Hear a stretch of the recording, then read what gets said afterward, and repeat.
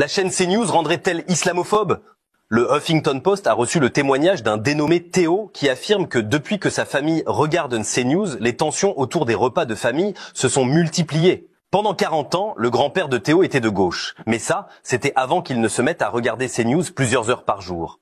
Depuis quelques années, il a progressivement abandonné ses idéaux et développé une haine de l'islam alors qu'il n'avait aucun problème avec cette religion, regrette le petit-fils, qui redoute désormais d'aborder certains sujets avec son aïeul.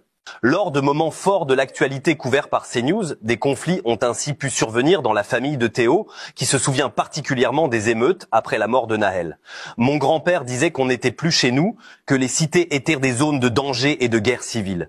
Ce sont des phrases que jamais je n'aurais pensé entendre de sa bouche, se souvient-il. On a alors haussé le ton, en lui faisant comprendre que ce n'est pas possible de dire ça, ce qui n'a pas empêché son grand-père de continuer à regarder la chaîne. Lors de la constitutionnalisation de l'IVG, l'aïeul a cette fois avancé que le grand remplacement adviendrait si les femmes françaises ne faisaient pas d'enfants. Un argument qui fait écho aux propos tenus par Philippe de Villiers sur la chaîne.